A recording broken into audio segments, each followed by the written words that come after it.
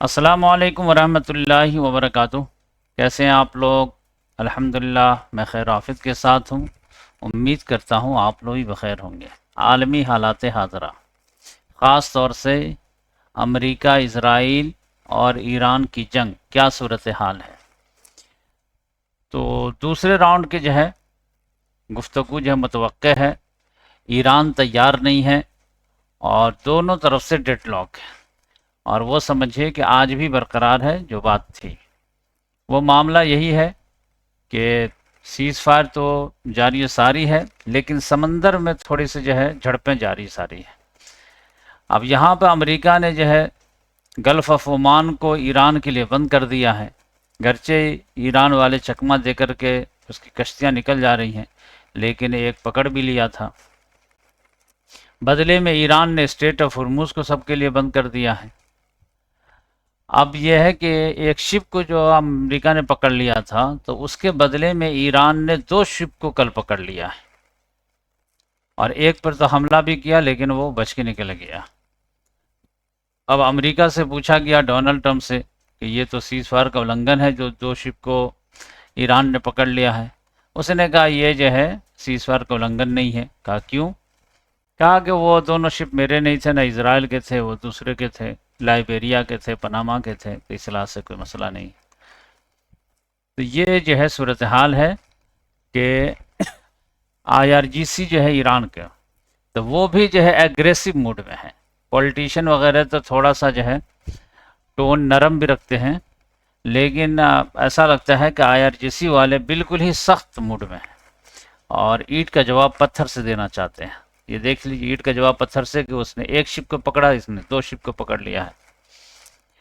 और वहाँ के पॉलिटिशियन भी यही कह रहे हैं कि जो है गुफ्तगू जो रुकी हुई है, क्योंकि आलमी दबाव है, सब लोग कह रहे हैं कि भाई आप लोग बातचीत करके मामला हल कीजिए, ख़त्म कीजिए। तब ईरान वाले कह रहे हैं कि मामला हम लोग नहीं ख़त्म किए हुए हैं, खासतौर से पाकिस्तान से प्रेशर है कि भाई आओ, जल्दी आओ, जल्दी आओ, बातचीत करो, कोई रास्ता निकालो। कह रहे कि भाई हम तो आने के लिए तैयार हैं, लेकिन बराबरी की हैसियत से आएंगे। अब यहाँ पर जो है एक तो यह है ब्रीच ऑफ कमिटमेंट हो जाता है अमेरिका की जानिब से, फिर उसके बाद जो है ब्लॉकेट लगा हुआ है, तो ये सब चीज़ जो है फिर वो कश्तियों को पकड़ ले रहा है। तो इस तरह की सूरत हाल में जो है कैसे कोई उससे बैठेगा? तो अगर उसको सुलह करनी है, सीज फायर है, तो ब्लॉकेट हटाए, उसके बाद बातचीत होगी। अब डोनाल्ड ट्रंप का कहना यह है कि अगर ईरान को कुछ मानना है तो ब्लॉकेट रहने के बावजूद ही मानेगा। अगर ब्लॉकेट ही हम हटा दिए तब तो फिर वो हार्ड निगोशिएशन करेगा, और अगर उससे कुछ लचक दिखवाना है तो ब्लॉकेट जारी रखना पड़ेगा। तो इस लिहाज से ये हमारी मजबूरी है कि ब्लॉकेट हटा दिए तो साल साल भर जो बात करता रहेगा, और साल साल भर हम बात करेंगे नहीं। ईरान कह रहा है कि अगर जो है दोस्ती करनी है, मसालहत करनी है, तो ब्लॉकेट हटाओगे तभी तो बात होगी। ये तो समझिए कि बंदूक रख करके टेबल पे हम तुमसे बात नहीं करेंगे, क्योंकि तुम धमकी दे रहे हो, तो धमकी दे रहे हो तो फिर धमकी ही दो, फिर बात क्यों कर रहे हो? चलो लड़ाई करना तो लड़ाई कर लो। तो इस लिहाज से जो है ईरान भी फुल तैयारी में है, और अमेरिका को बात समझ में नहीं आ रही है। अब ईरान जो है थोड़ा सा लचक दिखाता भी है, वो समझिए कि वही कि डोनाल्ड ट्रंप मूडी है, और समझिए कि बेंजामिन नेतन्याहू भी मूडी है। तो अब उसके पास जो आखिरी हथियार है न्यूक्लियर बम, तो उससे हर आदमी घबरा जाता है। तो जिसकी वजह से थोड़ा सा जो है कभी कभार वो सीज़ फायर, बातचीत, ये सब हो जाता है। लेकिन यह है कि बिल्कुल सरेंडर वाले अंदाज में अगर कहेगा कि करने के लिए, तो आदमी मर ही जाए बेहतर है। जिसने आमिर मताए खुदी बेच दी, सच ये है असमत ज़िंदगी बेच दी। सर झुकाने से बेहतर है सर दीजिए, भीख लेने से बेहतर है मर जाइए। तो वही हाल है। तो यहाँ तक मामला रुका हुआ है। अब सीज़ फायर जो है लेबनान और इसराइल में भी है, उसकी गुफ्तगू भी होनी है। अब अमेरिका में लोग फंसे हुए हैं। अब वो कह रहे हैं भाई जिससे तुम्हारी लड़ाई है हिजबुल्लाह से, वही फरीक यहाँ पर नहीं है, तो बात किससे करोगे? अब इसराइल जो है हिजबुल्लाह को बैठाना नहीं चाहता है, वो चाहता है कि लेबनान की गवर्नमेंट को साथ लेकर के हिजबुल्लाह पे जो दबाव डालें। और समझे कि लेबनान पे कल उसने हमला भी कर दिया है, 5 लोगों को शहीद कर दिया है, जिसमें कि एक लड़की थी जर्नलिस्ट, उसको भी जो है शहीद कर दिया है। गज़ा पे भी कल जो है उसने हमला कर दिया, 2 लोगों को मार दिया है, शहीद कर दिया है।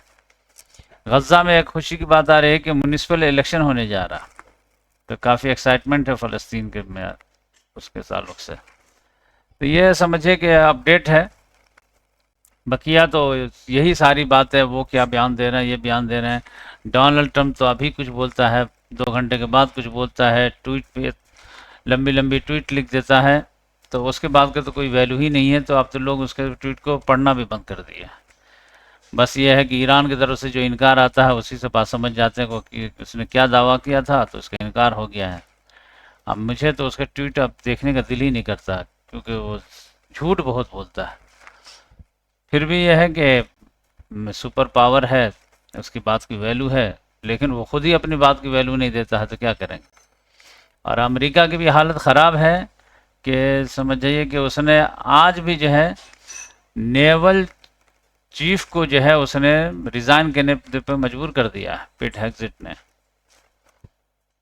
तो वो समझिए कि जब से जंग शुरू हुई है कितने ऑफिसर को उसने जो है वो रिज़ाइन करा चुका। ऐसा लग रहा है कि वो रिजीम चेंज कराने ईरान में आए थे, खुद ही रिजीम चेंज हो रहा। अब ये लोग जो है रिज़ाइन क्यों करवा रहे हैं, क्योंकि वो अननेसेसरी डिमांड कर रहे हैं अमेरिका वाले, ये करके दो, वो करके दो, यहाँ पे नेवल ब्लॉकेट लगा के दो, एक भी ईरानी जहाज पास नहीं होना चाहिए। कल जो 15-20 पास हो गए या पता नहीं 30 पास हो गए, तब डांटते हैं, कह रहे भाई जितना हो पाएगा उतना ही हम करेंगे ना। अब अगर जाके ग्राउंड इन्वेजन करो, अब कह रहे भाई पॉसिबल ही नहीं है, खुदकुशी करने के लिए जहाँ भेजना तो भेजो, तो हम नहीं भेजेंगे, कौन रिस्क लेगा, इसके कौन बदनामी झेलेगा, मैं रिज़ाइन ही कर देता हूँ इससे बेहतर। तो ये पेट हेग्जिट वगैरह के गुरूर में जो है और ये है कुछ नहीं समझ पा रहा है। तो इस लिहाज से जो है अमेरिका के भी जो है हालत अच्छी नहीं है। बकिया इसका मतलब ये भी नहीं कि अमेरिका जो है ताकत के लिहाज से बहुत कमज़ोर है। मामला यह है कि उसके बाद जानते हैं एटम बम जो है बनाने के लिए आदमी क्यों घास खाने के लिए तैयार हो जाता है, क्योंकि वो अगर आपके पास है तो आप हार ही नहीं सकते। लास्ट आपके पास वही कार्ड रह जाता है जो आप धमका देते हैं। तो ये समझिए कि इजराइल के पास भी एटम बम है, अमेरिका के पास भी एटम बम है। तो इस लिहाज से आप समझिएगा कि जो है ताकत के ज़रिए से जो है हरा दें, तो ये तो क्वाइट इम्पॉसिबल है। हाँ, बकिया यह है कि लड़ते लड़ते वहाँ खुद अवामी बगावत हो जाए, इकोनॉमिकल कोलैप्स हो जाए, कुछ और मसाइल हो जाए, तो वैसे जो है फैक्टर हो जाते हैं कि एटम बम धरा का धरा रह जाता है, मुल्क के टुकड़े हो जाते हैं, जैसे रशिया वगैरह का हो गया था, यूएसएसआर वगैरह का। लेकिन वो दूसरे फैक्टर रहते हैं। लेकिन आदमी एटम बम बनाता ही इस लिहाज से है कि सामने वाले को जो है जीतने नहीं देना है, और आखिर में इसको इस्तेमाल कर लेंगे तो 1 ही मिनट में ठंडा हो जाएगा। लेकिन वो आखिरी ऑप्शन रहता है। तो जिसने भी न्यूक्लियर बम बना लिया है तो वो अपने सेफ्टी का सामान कर लिया है। तो इस लिहाज से जो है न इसराइल को कम समझना चाहिए, ना ये अमेरिका को कम समझना चाहिए। हाँ, ईरान के जो है सारे लोग जो है तायद कर रहे हैं और उसकी तरफ सिंपैथी है, क्योंकि वो हक पे हैं और ये लोग बातिल पे हैं। और दूसरी यह है कि इन दोनों के मुकाबले में कमज़ोर ताकतें हैं। तो अमेरिका से तो चाइना लड़ना नहीं चाहता है, रशिया लड़ना नहीं चाहता है, लेकिन ईरान पे भी जंग मुसल्लत हो गई तो सरेंडर होने के बजाय भिड़ गया है। वरना उतना भी वो दम भी नहीं दिखाया था कि फ़लस्तीन के लिए जाकर के लड़ ले, ये भी हिम्मत नहीं थी। लेकिन जब उस पर जंग मुसल्लत हो गई तो जैसे जैसे सद्दाम हुसैन लड़ा और जान दे दिया, वैसे जो ईरान वाले भी लड़ रहे हैं। अब इसका रिजल्ट क्या निकलेगा ये अभी आप तय नहीं कर सकते। जब मुकम्मल जंग बंदी हो जाए तब आप तज्जिया करेंगे कि कौन जीता कौन हारा और क्यों जीता और क्यों नहीं जीता और क्या अलामतें हैं और क्या दलाइल हैं, वो सब बाद में जो है तज्जिया करेंगे। अभी तो जो है जंग जारी है और जो है अभी तो ऊँट किस करवट बैठेगा वो तो पता ही नहीं है। तो जंग जारी है, तो अभी तो तज्जिया करना कि ईरान क्यों जीत गया और अमेरिका क्यों हार गया, ये तो समझिए कि एक लिहाज से जल्दबाजी होगी। हाँ, बकिया ये है कि अपर हैंड है, तो ये इसमें जो है कोई शक व शुबा की गुंजाइश नहीं है कि ईरान ने जो है अच्छा खासा जो है टफ टाइम दिया है अमेरिका को, और जिसको वो मुश्ते गुबार समझा था अमेरिका ने कि जाएंगे वेनेजुएला टैप को उड़ा करके आ जाएंगे, तो वो तो नहीं। समझ जाइए कि ईरान जो है एक हार्ड चना है जिसको चबाने में जो है उसको दिक्कत महसूस हो रही है। हो सकता है दांत भी टूट जाए, लेकिन ये बाद में पता चलेगा जब जंग बंदी होगी। अमेरिका का ये एक स्टाइल है कि इसी तरह से जो है झेलाता रहता है, झेलाता रहता है, झेलाता रहता है, और फिर जो है धीरे धीरे मुल्क कमज़ोर होता रहता है, कमज़ोर होता रहता है मौके से। अब वेनेजुला को भी देखिए कई महीनों से जो घेराव था, घेराव था, घेराव था। तो इसी तरह से जो है मामला ये रहता है। तो अभी कुछ नहीं कहा जा सकता। हाँ, अभी कोई पूछे कि अभी फिलफौर आपको क्या लग रहा है, तो फिलफौर ये है कि ईरान का जो है पल्ला भारी है। ईरान उम्मीद से बरक्स मतलब बहादुरी के जौहर दिखा रहा है, ताकत का मुजाहरा कर रहा है, संजीदगी का भी मुजाहरा कर रहा है, सारी चीज़ें हैं। लेकिन इसका मतलब ये है कि जीत गया है, तो ये थोड़ा सा जल्दबाजी होगी। बकिया अमेरिका के लिए एक और परेशानी ये है कि गल्फ़ वाले जो हैं ये सब परेशान हैं पैसे के लिए, डॉलर के लिए। यूएई वाले तो तंग किए हुए हैं अमेरिका को कि भाई डॉलर दो हमको, नहीं तो हम युआन में बेचना शुरू कर देंगे, क्योंकि हमारे जो सोर्स ऑफ इनकम है वो तो यही टूरिज्म वगैरह था, ये सब था, तेल वगैरह, वो बिक ही नहीं रहा, यहाँ से जाने ही नहीं दे रहा है ईरान। तो अब हमारे पास डॉलर आएगा कहाँ से? हमारे यहाँ खर्च करने की आदत है, तो हर चीज़ तो समझिएगा डॉलर ही में ख़रीदना है। तो इस लिहाज से आपके पास जो फिक्स डॉलर है वो हमको दीजिए इमरजेंसी के फंड से, और नहीं देंगे तो फिर हम जो है युआन में बेचना शुरू कर देंगे। तो इस लिहाज से समझ जाइए कि अगर जंग बंद हो जाती है तो ये गल्फ़ वालों का क्या होगा, क्योंकि ईरान तो बिल्कुल इमर्जिंग पावर के तौर पर जब उभर के आएगा, तो फिर यहाँ पर अमेरिकन बेस की वजह से ही तो उसकी हिफाजत क्या होगी, उसकी वजह से वो मार खाए हैं समझिए। क्योंकि अगर देखा जाए तो जो भी अगर आज जंग बंद हो जाती है तो यूएई है या फिर सऊदी है या बहरीन है, कतर है या कुवैत है, इन लोगों का नुकसान हुआ तो क्यों हुआ?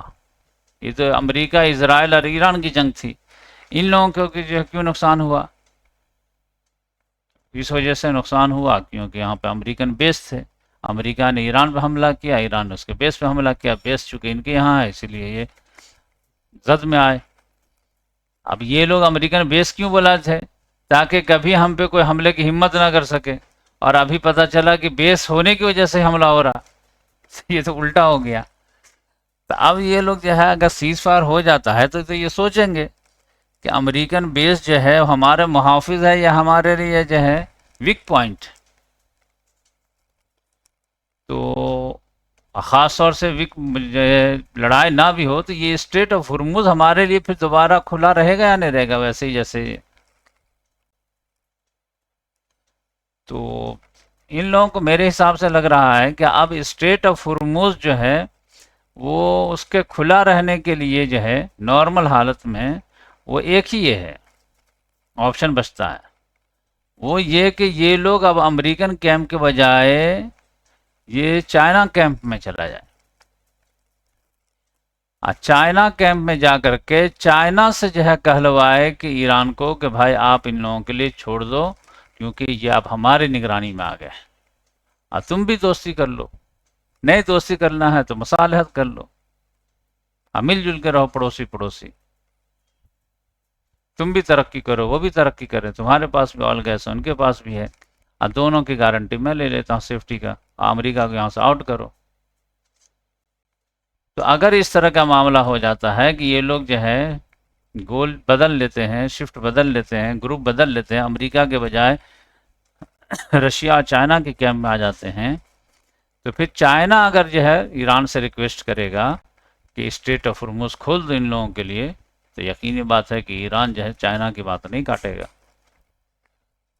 लेकिन अमेरिका के कैंप में रहेगा तो स्ट्रेट ऑफ हुर्मुज से तो हाथ धोने ही पड़ेंगे उसको, तो टोल टैक्स, ये टैक्स, वो टैक्स, या खाली ट्रैफिक ही जाम कर दे तो उसका कई नुकसान हो जाएंगे। तो ये जो है खिचड़ी पक रही है समझिए गल्फ में। ये जो है बहरी इस सब को जो क्या करने का है, मिलिट्री बेस वगैरह को रखने का या फिर नहीं रखने का। हम लोग तो समझते थे कि इससे जो है हिफाजत होगी, और अब पता चला कि इसी वजह से मार खा रहे हैं, और अमेरिका की नीयत भी नहीं है। वो तो हमारे यहाँ जो है बोला था कि हिफाजत के लिए मैं बेस बना रहा हूँ, एक्चुअल में वो तो जो है इसराइल की हिफाजत के लिए बेस बनाया था कि कल हो करके वो जब ईरान पे हमला करेगा तो ये बेस से जो है हम उसके जो है मिसाइल को रोकेंगे। और यहाँ से उसके लिए हमला करेंगे। तो ये पूरा बेस जो है वो खादिमुल इसराइल हो गया हमारे लिए, है नहीं। और उसके रिटेलिएशन में तो हम पर जो आ रहा, इधर से मार रहे हैं तो तहफ़्फ़ुज़ जो इसराइल का हो रहा। और देख लिया कि प्रायोरिटी तो उधर ही है। अगर जो है डिफेंस सिस्टम कम कम पड़ गया तो सब जो उठा करके इसराइल को दे दिया गया, इन लोगों को तो ऐसे ही छोड़ दिया गया, भाई यारो मददगार। वो तो समझिए कि इन लोगों ने रिटेलिएट नहीं किया तब तो एस्केलेट नहीं हुआ ना मामला। अगर इधर से भी रिटेलिएट हो जाता तो अमेरिका तो इन लोगों को जो बचाता ही नहीं, क्या करता है। इस लिहाज से जो है मामला देखिए क्या होता है। बकिया जो है यूक्रेन बेचैन है व्लादिमीर पुतिन से मिलने के लिए। पुतिन कह रहा है कि मिलने में कोई हर्ज की बात नहीं है, लेकिन हम सिर्फ दस्तखत के लिए आएंगे। बोलो क्या एग्रीमेंट करना नहीं करना है तो हम मिलेंगे, वरना जो है तुमसे जो है हुज्जतबाजी के लिए कौन मिलेगा। तुम्हारा वो लेवल नहीं है कि तो तुमसे जा कर के जो है चिक चिक करे आदमी। चिक चिक करने के लिए हमारे नुमाइंदे हैं, उससे जाके करो तुम। हाँ, कहीं पे जब बात फाइनल हो जाती है तो फिर ठीक है, अनकरा वगैरह में आकर के साइनिंग सेरेमनी कर लेंगे, कोई मसला नहीं।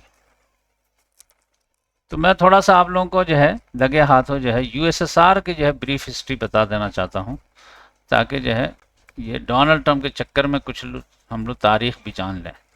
कल मैं आप लोगों को फर्स्ट वर्ल्ड वॉर बताया था। आज मेरा थोड़ा लैपटॉप डिस्टर्ब हो गया था तो मेरा टाइम वेस्ट हो गया ज़्यादा, और मैं थोड़ा बच्चों के जो सिलेबस बना रहा हूँ नए अंदाज में, तो उस पर थोड़ा मैं काम कर रहा हूँ। तो सोच रहा हूँ कि ये तो जंग चलती ही रहेगी। अब देखिए मैं आप लोगों को बताया था फर्स्ट वर्ल्ड वॉर में जो है जंग हुई थी, तो इसमें क्या था, एक तरफ जो है ऑस्ट्रिया था, एक तरफ जर्मनी, एक तरफ बुल्गारिया, और ये तुर्की। ये एक कैंप था।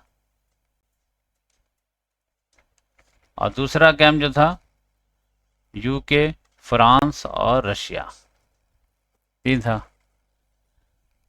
अब हुआ क्या कि ऑस्ट्रिया बड़ा अंपायर है, ये समझिए, छोटा मोटा नहीं था एकदम, समझिए। जर्मनी भी बड़ा, दो अंपायर। खिलाफत उस्मानिया भी बड़ा था, समझिए, एकदम इतना बड़ा था, समझ। तो अब यहाँ पर क्या कि ऑस्ट्रिया का जो है शहजादा घूमने आया बोस्निया में, बोस्निया की राजधानी सरायेवो में। तो उसको जो है लड़कों ने अटैक कर दिया और शहजादा मारा गया। तो अब ऑस्ट्रिया का जो राजा था वो तो शहजादा था ना, जैसे किंग कौन है, मोहम्मद सलमान बिन अब्दुल अजीज है, और शहजादा कौन है, मोहम्मद बिन सलमान। गर्चे वो अब पूरा कंट्रोल किया हुआ है। तो ऑस्ट्रिया जो ऑस्ट्रिया हंगेरियन हब्सबर्ग डायनेस्टी कहलाता वो। हब्सबर्ग डायनेस्टी वाले ने इल्ज़ाम लगा दिया सर्बिया पे, ये जो हमला हुआ है ये वो लड़का ने किया है, तुमने करवाया है, लिहाजा तुमसे हम जो है डिमांड करेंगे जो भी करना। तो एक लंबी चौड़ी लिस्ट थमा दिया। वो बिल्कुल ह्यूमिलिएटिंग वाला था कि मानने ही वाला नहीं था। जैसे समझिए कि यहाँ पर कैसे हुआ था, कश्मीर में हमला हुआ था तो इंडिया ने डायरेक्ट कहा कि पूरा पाकिस्तान ही इसका जुर्म है, तो फिर पाकिस्तान पर हमला हुआ, इसी टाइप का। तो सर्बिया पर उसने कहा कि हम हमला करेंगे, तो उसने हमला सर्बिया पे किया। और सर्बिया का एथनिसिटी का रिश्ता है रशिया से, तो रशिया जो है उसको बचाने के लिए कूद आया। तो जैसे ही रशिया कूदा तो फिर जर्मनी कूद गया। अब जर्मनी में जंग डिक्लेयर किया था, वो रशिया पर हमला करता तो उसने कहा कि जो है रशिया और फ्रांस की दोस्ती है, तो अगर जो है हम रशिया पर हमला करेंगे तो ये भी बीच में कूद जाएगा, तब ईस्ट वेस्ट से दोनों तरफ से हमको जो है पीस डालेगा। तो ये जो है फ्रांस जो है छोटा सा है, पहले इसको ही जो है निपट देता हूँ ताकि ये कांटा निकल जाए, तो फिर जो है इधर दाएं तरफ देखूंगा। तो उसने बेल्जियम के रास्ते से फ्रांस पे हमला कर दिया। बेल्जियम की जो है दोस्ती थी किससे, यूके से, मुआहदा था। बेल्जियम की वजह से यूके भी जंग में कूद आया। तो अब जर्मनी जो है फ्रांस में भी जो है वो स्टालमेट वगैरह हो गया, इधर रशिया से भी लड़ाई हो गई, इधर यूके भी आ गया, ये सारी चीज़ें जो घमसान की लड़ाई शुरू हो गई इधर। तो अब ये शुरू में ये लोग बहुत अच्छी फाइट दे रहे थे, खिलाफत उस्मानिया वाले तो काफ़ी टक्कर दे रहे थे, यहाँ पे भी काफ़ी अच्छा टक्कर दी है, कफकाज में भी अच्छी टक्कर दी है, और ये समझिए कि इधर से भी जो है इराक में भी काफ़ी अच्छा दी है। और एक मामला ये हुआ कि 1917 में, यानी 1914 में ये शुरू हुआ है। 1917 में क्या हुआ कि यहाँ पर जो है रशिया में जो बादशाह था निकोलस जार, उसके खिलाफ बगावत हो गई, क्योंकि हालत तो पहले ही से ख़राब थी। ख़ास तौर से 1905 में जो है 4-5 में जापान से ये जंग हार गया था। तो वो बहुत ज़्यादा जो ह्यूमिलेटिंग वाला मामला था कि एशिया से हार गए तुम लोग, इनके लिए नाक का मसला था। तो फर्स्ट मरतबा ऐसा हुआ कि एशियन कंट्री से, वो भी छोटे जो है कंट्री से जो है रशिया हार गया। बहुत मुसीबत वाली बात थी। और इसमें भी जो है कुछ बहुत अच्छा काम नहीं कर पा रहा था, और वहाँ पे मईशत के लिहाज से बहुत मुसीबत थी। तो बादशाह के खिलाफ बगावत हो गया। और लेनिन जो था जर्मनी में जो है जलावतनी की ज़िंदगी गुजार रहा था, देखा कि खूब बगावत हो रही है, तो वो चुपके चुपके जा करके बगावत में शामिल हो गया। इस कदर बगावत हुई, इस कदर बगावत हुई कि निकोलस जार को जो है उतार दिया गया और इन लोगों की हुकूमत आ गई, इनकलाब आ गया, अक्टूबर रेवोल्यूशन। अब कैलेंडर जो है अलग अलग है, रशिया का अलग है, दुनिया का अलग है। तो वो मामला तो हुआ था नवंबर में, लेकिन वो रशिया के कैलेंडर के लिहाज से अक्टूबर था, इस लिहाज से कहते हैं कि अक्टूबर रेवोल्यूशन आया। तो ये हुआ 1917 में। उसको लीड कर रहा था लेनिन। लेनिन ने जो है फ़ौरन इनकार कर दिया कि अब हमको जंग वगैरह से कोई मतलब नहीं है, हम यहाँ पर जो है कम्युनिस्ट हुकूमत लेकर के आएंगे और उसका एक नया तजुर्बा करें। उसने जर्मनी से मुसालहत वगैरह कर लिया। तो अब लगा कि ये लोग जो है सेंट्रल पावर कहलाते थे, सेकेंड वर्ल्ड वॉर में ये लोग एक्सिस पावर कहलाएंगे, एक्सिस पावर, एक्सिस। और फर्स्ट वर्ल्ड वॉर में ये लोग सेंट्रल पावर कहलाते हैं। तो ऐसा लगा कि सेंट्रल पावर वाले जीत जाएंगे। लेकिन मामला ये हुआ कि रशिया हटा तो दूसरे की एंट्री हो गई। वो हो गई एंट्री किसकी? अमेरिका की। ये लोग समंदर में जंग कर रहे थे, जर्मनी वाले ने एक जहाज़ को उड़ा दिया, पानी जहाज़ को। उसमें शायद 1200 से ज़्यादा लोग थे, उसमें 200 के करीब जो अमेरिकन थे। उसके वजह से वो लोग जो है पहले ही से सिंपैथी थी ही, तो अमेरिका जो है बहाना बना करके कूद गया जंग में। उसमें एक और बात थी कि ये वाला हादसा भी आया था, और एक टेलीग्राम भी मिल गया था मैक्सिको का। जर्मनी वाले ने मैक्सिको टेलीग्राम भेजा कि तुम लोग भी यहाँ से चढ़ाई कर दो, ताकि हम दोनों मिल करके आराम से कर। वो टेलीग्राम उन लोगों का हाथ लग गया था, तो उसकी वजह से वो लोग जंग में आ गए। तब अमेरिका जब जंग में आया ताज़ा दम होकर के, तो वो जो पीट पिटाक करना शुरू कर दिया। इधर जो है ये जो है खिलाफत उस्मानिया वाले जो अच्छी फाइट दे रहे थे 2016 में, जो है ये 1916 में यहाँ पर अरबों ने बगावत कर दिया। तो ये समझिए उलझ करके रह गए। तो जिसकी वजह से जो है ये लोग सेंट्रल पावर वाले हार गए और एलाइड पावर वाले जीत गए। अब हमारा जो आज का टॉपिक है वो, ये तो तमहीदी बात हुई, हमारा जो आज का टॉपिक है कि वो यूएसएसआर कैसे बना।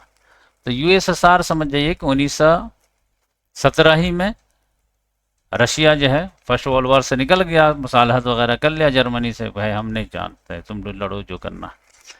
अब यहाँ पर क्या हुआ कि बादशाह के जो फेवर वाले लोग थे और ये लेनिन के जो है पार्टी वाले लोग थे, बोल्शेविक लोग, इन दोनों में लड़ाई हो गई। क्योंकि बादशाह के पास भी तो आर्मी थी ना, बड़ी आर्मी थी जो जंग लड़ रही थी, तो उसको बोलते हैं वाइट आर्मी। और ये लेनिन की जो आर्मी थी ये कहलाई रेड आर्मी। तब इन दोनों में खूब लड़ाई हुई, यानी बादशाह को तो हटा तो दिया गया, पार्लियामेंट वगैरह पर कब्जा कर लिया गया, लेकिन वो लोग भी जो है माने नहीं, तो कहा कि लड़ो तो लड़ो। तो रेड वर्सेस वाइट की जो है लड़ाई हुई एकदम। तो ये लड़ाई जो है काफ़ी दिनों तक चली, यानी समझ जाइए कि 1918 से लेकर के 1922 तक या 21 तक, समझ जाइए 21-22 तक चली। उसके बाद जो है वाइट वाले जो है बादशाह के जो है वफादार लोग जब हार गए, तब लेनिन को कामयाबी मिली। अब यहाँ से वो कहेगा कि मैं जो है कम्युनिस्ट पार्टी का जो है एक तजुर्बा करूँगा और यूनियन बनाऊंगा कई रिपब्लिक का। तो इस खाना जंगी के दरमियान में रशिया से जो है बहुत सारे ममालिक जो थे वो अलग अलग भी हो गए थे, कजाकिस्तान वगैरह, ये सब जो देखे मौका से फ़ायदा उठाओ और सब अलग अलग जगह, पहले तो ये लोग रशियाई में थे, इसी में फिनलैंड वगैरह भी जो है निकल गया, जल्दी से आज़ाद हो गया, और भी पोलैंड भी आज़ाद हो गया था। लेकिन व्लादिमीर पुतिन ने, लेनिन ने कहा कि हम फिर से लाते हैं सबको। तो इसने जो है 1922 में, समझ जाइए कि ये बुनियाद रखा यूएसएसआर का, USSR, union of Soviet socialist Republic. तो उसमें जो है समझिए कि पहले 6 ममालिक शामिल हुए। एक रशिया, तो रशिया का अपना मुल्क है, ये मुल्क शामिल हुआ। बेलारूस की जो है रिपब्लिक वो शामिल हुई, यूक्रेन की जो है वो शामिल हुई, और एक यहाँ पे ट्रांस कॉकेशियन रिपब्लिक, ये। तो रशिया, बेलारूस, यूक्रेन और ट्रांस कॉकेशियन। अब ट्रांस कॉकेशियन में जो है वो 3 ममालिक थे, अज़रबैजान, आर्मीनिया, जॉर्जिया। तो इस लिहाज से, गिनती के लिहाज से तो 4 ही, लेकिन डिटेल के लिहाज से 6 बन जाते हैं। Russia 1, Belarus 2, Ukraine 3, Azerbaijan 4, Armenia 5, Georgia 6। तो 6 ममालिक ने मिल करके समझिए कि यूएसएसआर की बुनियाद डाले। इसके बाद ये कहे कि और इसको बढ़ाते हैं, फलते हैं, फूलते हैं। तो 2 साल के बाद जो है तुर्कमेनिस्तान और उज़्बेकिस्तान, यानी अशकाबाद और जो है ये ताशकंद, ये दोनों भी शामिल हो गए 1924 में। तो कितने हो गए? 6 दूनी 8 हो गए। अब बेचारा लेनिन जो है रात दिन मेहनत करके जो है ये किया, लेकिन हुकूमत नहीं कर पाया और बेचारा इंतकाल कर गया 1924 में, 2 साल के बाद ही समझिए। तो उसके बाद जो है स्टालिन बना, जोसेफ स्टालिन। व्लादिमीर लेनिन के मरने के बाद जो है उसका जो जानशी बना जोसेफ स्टालिन। ये बहुत ही सख्त किस्म का इंसान था, हिटलर से ज़्यादा लोगों की जान इसने लिया है। यानी चर्चिल है यूके का, या फिर हिटलर है, या मसूलिनी है, या स्टालिन है, दो इसमें से कौन बड़ा जालिम है? इंसानों के जान को किसने ज़्यादा नुकसान पहुंचाया है, आप डिसाइड ही नहीं कर सकते। तो वो यहाँ पर जो है बन गया। तो वहाँ से तो रेन ऑफ टेरर ही शुरू हो गया क्लासेस। तरक्की भी खूब हुई, सारे लोगों को काम पे लगा दिए वो। तो इसके बाद जो है 9वां मुल्क कौन आया बीच में? तो 9वां मुल्क जो है ये ताजिकिस्तान आया। ये आया 1929 में, ग्रेट डिप्रेशन जब आया था। उसके बाद जो है 1936 में, 7 साल के बाद जो है किर्गिस्तान भी आया और कजाकिस्तान भी आया। तो कितने हो गए? 11 ममालिक हो गए। तो 24 में, 29 में, 36 में। उसके बाद जो मामला हुआ है वो 3 ममालिक, बल्कि 4 ममालिक जो है वो एक साथ आए, इस्टोनिया, लैटविया, लिथुआनिया और मोल्डोवा। ये 1940 में आए, जब सेकंड वर्ल्ड वॉर छिड़ गया है और देखा कि जर्मनी पोलैंड वगैरह को कब्ज़ा कर लिया है, तो इसको लगा कि स्टालिन को कि कहीं धीरे धीरे इस सबको भी कब्ज़ा ना कर ले और ये हमारे बॉर्डर पर आकर के बददिमाग ना बैठ जाए, तो इससे बेहतर है कि यहाँ पे हम ही कब्ज़ा कर लेते हैं। तो 1940 में इनको कब्ज़ा कर लिया। अब मज़े की बात क्या है कि आप जानते हैं कि जर्मनी और रशिया में जो है अलायंस था कि हम दोनों भाई भाई हैं, 10 साल हम लोग जंग वगैरह कुछ नहीं करेंगे, और पोलैंड को जो है हम लोग मिल बांट के खाएंगे, आधा तुम खा लेना आधा हम खा लेंगे। लेकिन जर्मनी वाले जो है, हिटलर ने जो है अचानक जो है रशिया पे हमला कर दिया। जबकि आप जानते हैं 1 साल के अंदर में जर्मनी ने 9 मुल्क को जीत लिया था। ऑस्ट्रिया को जीत लिया था, चेकोस्लोवाकिया को जीत लिया था, पोलैंड को जीत लिया था, डेनमार्क को जीत लिया था, नॉर्वे को जीत लिया था, नीदरलैंड को, बेल्जियम को, इसको फ्रांस को तो 4 ही दिन में हरा दिया था। इतने ही पर अगर वो सब्र कर लिया होता 1940 तक में, तो आप समझिए कि कितनी बड़ी एम्पायर होती उसकी। अब आप समझ जाइए। लेकिन वो लालच बुरी भला, उसको क्या दिमाग में आया कि वो रशिया पे हमला कर दिया। और रशिया के पास जो सबसे बड़ा हथियार है वो क्या है? सर्दी। जून में हमला किया, धीरे धीरे वो जो नवंबर दिसंबर में हालत ख़राब हो गई। तो अब रशिया पे हमला क्यों किया? कई रीज़न है। लेकिन मैं बता दूं एक एक जो है रीज़न जो है वो मामला है कि रशिया के जो एग्रेसिव नेचर था ना उसी ने उसको समझे कि वीक पॉइंट बना दिया।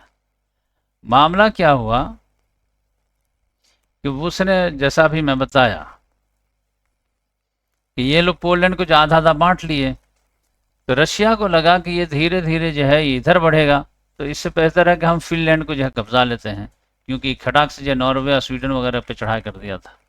तो रशिया ने चाहा कि हमारे बॉर्डर पर ना आ जाए, क्योंकि यहीं पे जो है स्टालिनग्राड वगैरह है। फिनलैंड वाले ने टफ टाइम दे दिया, यानी 2 साल या कितना दिन तक झेला दिया इसको। अब ये बहुत बड़ी बात हो गई। जैसे अभी कैसे ईरान जो है अमेरिका को टफ टाइम दे रहा है, इसी तरह से फिनलैंड ने रशिया को टफ टाइम दे दिया।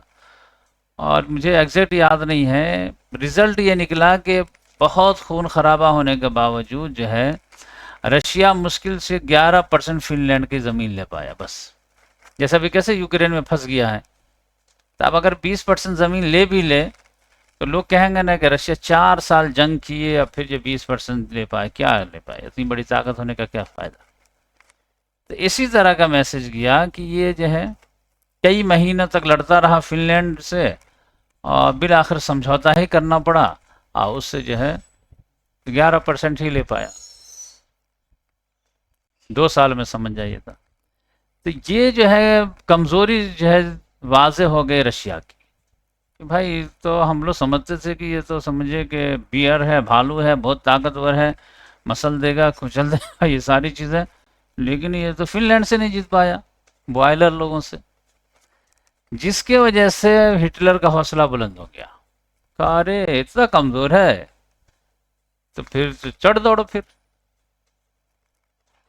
तो कमज़ोर को देख के तो गुस्सा आता ही है। तो ये भी समझिए कि ये बहुत बड़ा फैक्टर था, तो इसकी वजह से वो हमला कर दिया। अगर उसने फिनलैंड पे हमला नहीं किया होता और अपनी कमज़ोरी वाजे नहीं किया होता, तो फिर जो है जर्मनी 20 मरतबा सोचता कि भाई रशिया हमारी तरह ताकत है। और ये फर्स्ट वर्ल्ड वॉर और सेकंड वर्ल्ड वॉर जो है वो जंग की वजह ही क्या थी कि एक ताकत कमज़ोर हो रही थी, दूसरी ताकत जो है बड़ी हो रही थी। खिलाफत उस्मानिया कमज़ोर हो रहे थे और जर्मन की ताकत जो है मजबूत हो रही थी।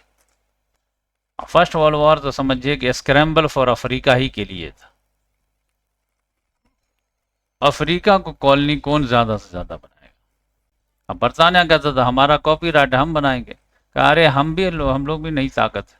और जर्मनी आप जानते हैं यूनिफिकेशन हुआ था जल्द से जल्द 1871 में, जो है ऑटोमान बिस्मार्क ने जो है वो यूनिफिकेशन ऑफ जर्मनी किया था, तभी से ये लोग ताकत पकड़ लिए थे।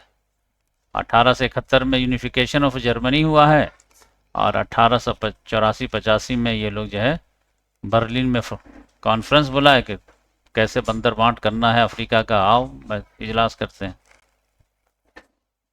और ये 1871 के लगभग जो है इटली के भी यूनिफिकेशन हुआ है।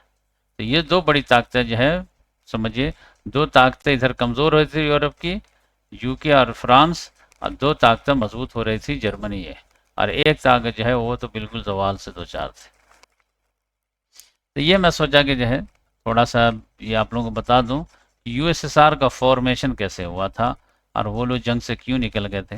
आप कोलैप्स कैसे हुए, ये सब जो है नेक्स्ट टॉपिक में बताएंगे। जज़ाकल्लाह।